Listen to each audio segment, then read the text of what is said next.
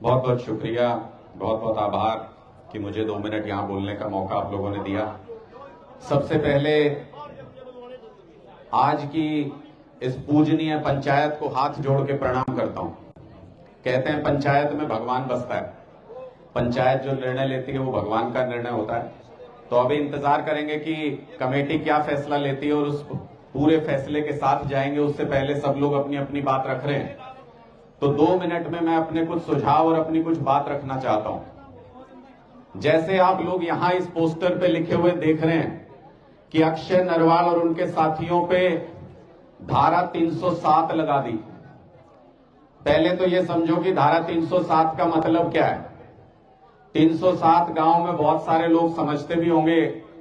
अगर आप चाकू लेके किसी के मार दो और वो मरे नहीं तो 307 लगती है। तलवार से किसी को काट दो लेकिन वो मरे नहीं तो 307 लगती है। किसी को गोली मार दो लेकिन मरे नहीं तो 307 लगती है। लेकिन ये पहली बार हिंदुस्तान के इतिहास में हो रहा है कि अगर किसान की आवाज उठाओगे तो भी 307 लगेगी। ऐसा घिनौना काम पहले नहीं हुआ, मुझे लगता है आज पहली बार हो रहा है। इसका मतलब भी समझो, इसका मतलब समझने की जरूरत है कि क्या परेशानी है सरकार को। अक्षय नरवाल तो गांव का एक सीधा साधा सा लड़का है, कोई उसके पूर्वज बहुत बड़े नेता रहे हो, हिंदुस्तान की सल्तनत को चुनौती दे देगा, ऐसा तो कोई खतरा नहीं। तो क्या परेशानी है सरकार को? सरकार को परेशानी ये है कि पहले हमें अपनी मांगे मनवानी होती थी तो हम सरकार की चौखट पे जाके अपनी मांगे मनवाते थे, धरने करते थे, प्रदर्शन करते थे। अब सरकार उस लड़ाई को हमारे घर के दरवाजे पे ले आई कि तुम घर के दरवाजे से बाहर निकलोगे तो सीधे जेल में भेज देंगे। सरकार डराना चाहती है, सरकार उदाहरण पेश करना चाहती है। और किस लिए आप समझना इस बात को। हम कहते हैं हम आजाद हैं, हम आजाद हैं, 1947 में आजाद हो गए। आजादी के मायने क्या है? संविधान में 6 हमको मूल अधिकार दिए हैं, उसको कहते हैं आजादी। उनमें से एक अधिकार आर्टिकल 19(1)(b) ये कहता है कि मेरी बात अगर नहीं मानी गई तो मैं धरना प्रदर्शन कर सकता हूं अपनी बात के लिए। वो अधिकार हमसे छीन रही है सरकार, इसका मतलब आजादी छीन रही है हमसे। उसमें दूसरा आर्टिकल ये कहता है पूरे देश में जहां मेरा मन करे मैं आ जा सकता हूं, मेरा देश आजाद है। वो अधिकार भी सरकार ने हमसे छीन लिया।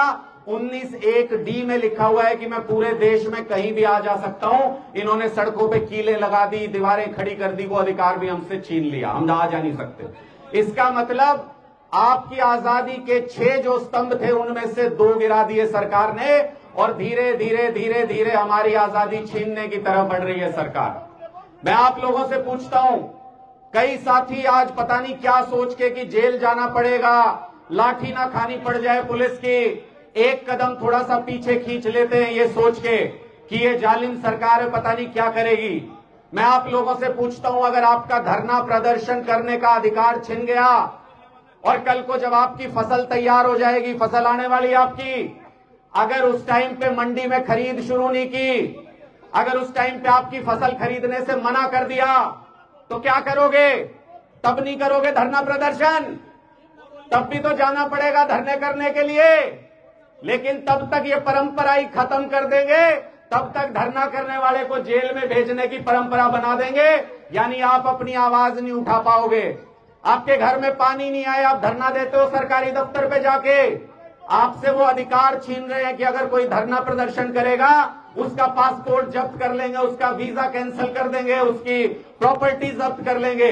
इसका मतलब ये सरकार तानाशाही की तरफ बढ़ रही है, तानाशाही की तरफ बढ़ रही है। जब हम पहले गुलाम हुए थे हमको आजाद होने में 250 साल लग गए थे, अब दोबारा से गुलाम हुए तो पता नहीं कितने साल में आजाद होंगे। इसलिए गुलाम होने से पहले इस लड़ाई को लड़ना पड़ेगा।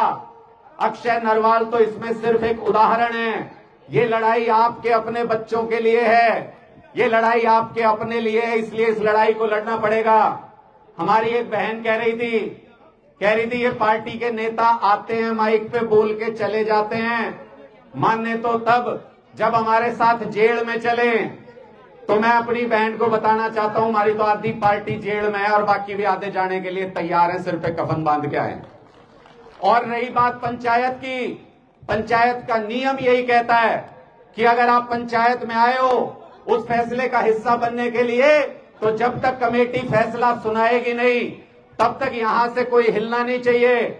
और जब कमेटी फैसला सुनाए तो उस फैसले के साथ सबकी सहमति होनी चाहिए। मैं तो बस इतना ही चाहता हूं कि किसान की आवाज को बुलंद होना चाहिए, क्योंकि किसानों के घर में पैदा हुए हैं।